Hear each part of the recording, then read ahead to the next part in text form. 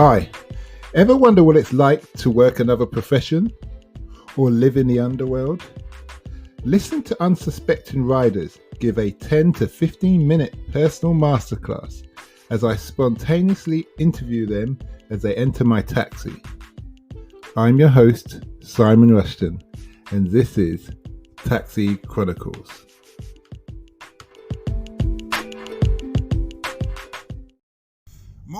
Morning. Yes, we're back with another rider, another episode. Today we have a guy, and he's very interesting, articulate guy, and he's in the world of trading and marketing. So he's going to share his masterclass of how he got into it and what motivates him and what he's learned over the years. So nice to have you here today, Shiraz. It's okay, yeah, it's fine. Okay. Good morning. How you doing?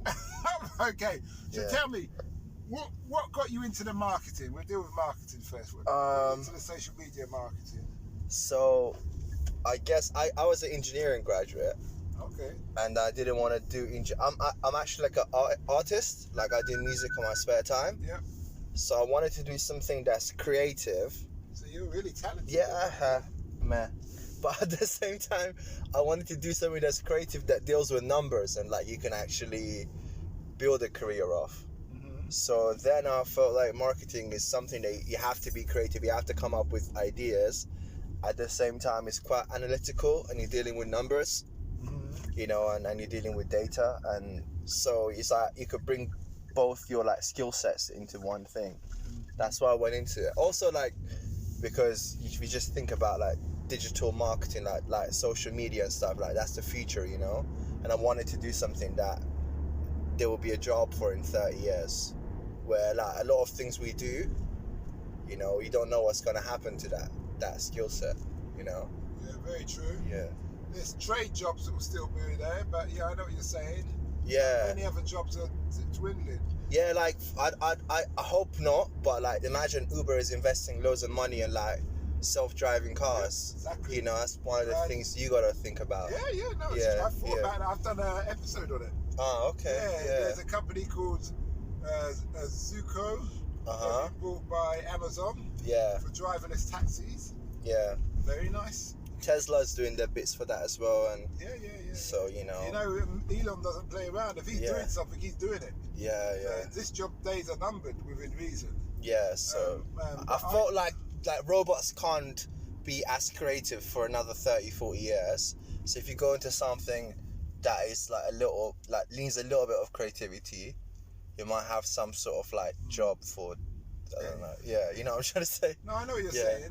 It's the white collar jobs and the middle jobs that will be gone, but the trade jobs won't. Yeah. So everybody who says I'm a manager or even in the banking world, they all go in. Yeah, hopefully. Yeah, the world will be better without them. But yeah, obviously I do marketing for a bunch of restaurants and bars at the moment, and I've been jobless for a while. So what I was telling you about earlier is that I ended up like learning a bit about stocks and stuff. Yep. And that's what I feel like, if there is a message to this, should be for everyone, is like lockdown will just fuck your life up. Yep. And you just gotta use that as an opportunity to like learn something new. Use the extra time to get into something new and make sure whatever new thing you get into makes you money. So maybe financially it'll affect us in a bad way for a year, but with a new skill set we learn, we come out in 5 years with, you know, a new source of income. You know, that's where we were getting into. Yeah. So how long were you doing the marketing for? Since I was 22, like 4 years maybe. 4 years. Yeah, 3-4 years. And what have you learned about marketing that you wish you knew at the start? That's a really good question.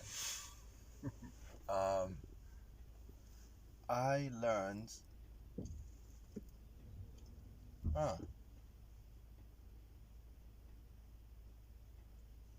I learned not to do it for like companies that are going under. Like at the beginning, I was doing it for this company that just had no future.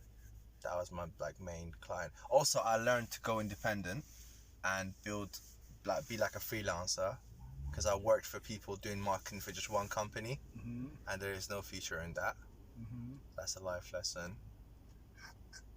how do you determine what company is going over for what company? Just generally speaking, when you got a skill like that, try and go freelance.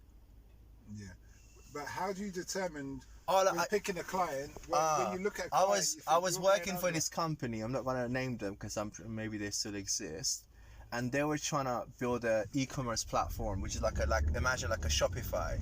So, and they didn't have the kind of money to compete in that market. So already he was like going in a losing battle and trying to market something that's just not gonna make money. So obviously I didn't mind at the time because it was more like it was my first job in this field and I was learning a lot. But yeah, that is what I would say. Like, just over time I learned, firstly, with anything in life, stick to what you're good at and what you're interested at.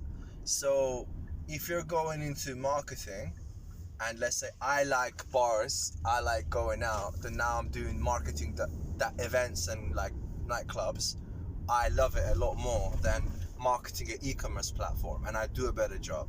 So maybe that's the lesson. So work just with what you love. Yeah, then you just be better, because now I know a lot more about marketing just because I love what I do. Like, I wake up going to like work feeling excited. I'm likely to read an extra book a month, you know, on marketing, just so I do a better job, just so I get the club more packed. You know, because I actually like the vibe of a club being packed. So that is the lesson, I guess. Just yeah. And what does it entail, your job? Is it like you taking photos of people in the club? No, I mean, I don't take photos myself. They do. You don't.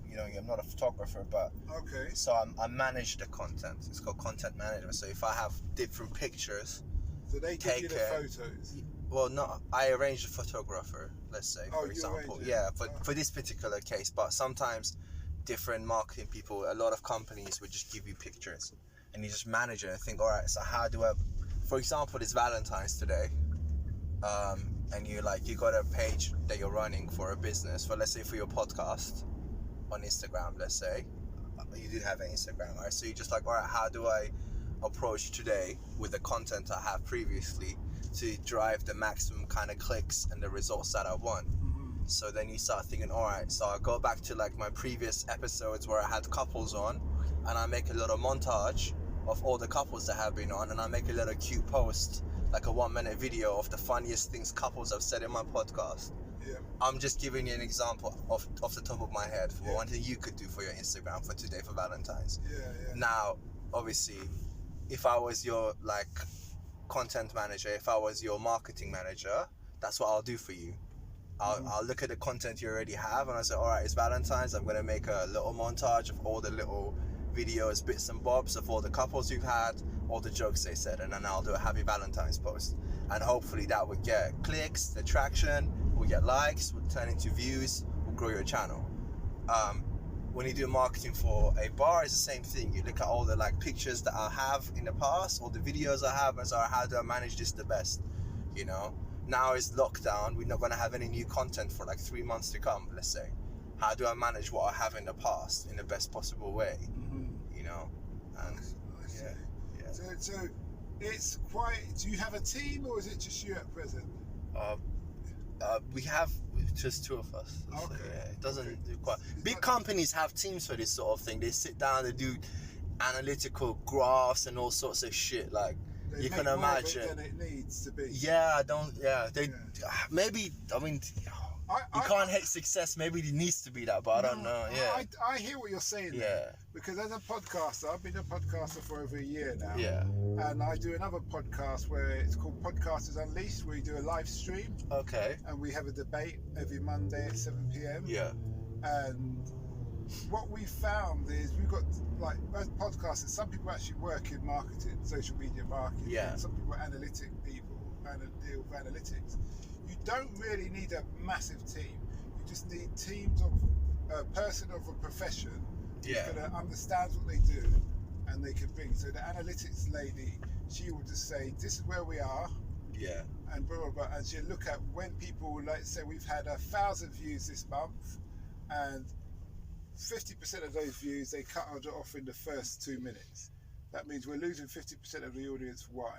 And then we go back to that 2 minutes, we look at where They cut off. Oh, it's just after the introduction. That means what we're saying doesn't have no interest to them. Maybe the subject wasn't interesting. Thank you. Yeah. Or that thing. Maybe that subject. Why is our audience becoming more women than it was men? Before it's more men. Your podcast is more woman? No, I'm just giving examples. Okay, yeah. Do you see what I mean? So you start to look at it and then you review what your subjects have been. Yeah. What the last people. Is there analytic lady you have a podcaster herself? Sorry? Is she a podcaster herself? Yeah, we're all podcasters. Okay, yeah. That helps a lot as well. So she understands the whole thing and she understands the marketing side of it. So she comes in with the facts and you guys just analyse it. So we have different people from different walks of life. Yeah. Who are all podcasters, 6 of us, and we can look at things. Yeah. And break things down. And why I'm saying this is in relation to what you're saying is when big corporations, I think they're making more of it than they need to. Yeah, true. They're trying to impress people with like a big scheme of things. Do you remember like a couple years back, like corporations on like social media thought it'd be cool to like be more casual, and there was like they used to cuss each other out on Twitter, and it's so funny. Like McDonald's used to like tag like Burger King like and say like your mom or something. Like it was some funny shit. They were trying to be like more relatable. More like and and they were just. But how did it work out? Did it backfire? Yeah, no, it backfired. They were like, people were just like, can we just go back to being boring like on social? Yeah. Yeah, but that's the thing, isn't it? Know who you are. Yeah, and just like... So if that's made you, roll with it. Yeah. Don't really have to branch out. Yeah. Let somebody else, or employ somebody, or they can easily get a brand, a sub-brand under them. Yeah, who deals with that. Yeah. Up and coming, battle. Now they get like influencers, and then they just let them do their dirty work. Yeah. That's very, very true. Just a short one. I interviewed 2 influencers. The girl's 17, the boy's 18. The girl earns 10 grand a month. Don't believe anything influencers tell you about how much they earn. I'll tell you this. Go on. Alright. I have seen the most broke people in my life. No, but all I'm saying is she was surprised. I was very surprised, but she is telling me her friends earn a lot more. Yeah. But why I generally believed her, apart from being naive and ignorant to that field, is that she said she knows it won't last for long. Okay, so she's investing it on something. So her and her partner, they only remember 17 and 18, they're trying to buy houses. That's very smart. So they can rent them out and then they can be together. I know a lot of these people have to spend stupid money to keep their influence and they end up going broke because they have to always wear that designer and shit. She goes to Thailand. I mentioned about 3 of them influencers. Okay. But like the last girl I interviewed, she's very attractive, very young girl, but she says she's known for her body. But then I was following her because we follow each, you follow people you interview. Yeah. It's like supporting the cause. But then when I see what she's doing, I was like, okay. What, you're going to get in trouble with your wife? Maybe I don't. No, it's not even that. It's just that you don't want to... certain image you want to portray. If you're a certain... I'm in my mid-40s. So if there's a young girl behaving in an appropriate way I wouldn't want my daughter to behave, I'm not going to support them. I'm a liberal guy, but no, don't get me wrong. I'm not saying she's wrong. I'm just saying... It's just not, like, again, it's your brand. You have to recognize your brand. My podcast is for, let's say, people like me who have, most of my audience is 35 to 54. So they don't want to associate that brand with, thank you. Like Instagram hoes. The nicest way to put it. The nicest way. I don't know. To put it and stuff. So your creativity. You talk about your creativity. And your artwork. Were you born in Iran? I was, Okay, so what was your creativity? I did music. Yeah, okay, so music. Yeah. What kind of music were you doing? So, like, I still do. Like, mainly now, my clients are mainly R&B, hip-hop. I'll tell you what, let's hold that thought. Yeah. Thanks for the interview. What we're going to do, we're going to do a part B shortly on the way back. We're going to do a part B, so stand by.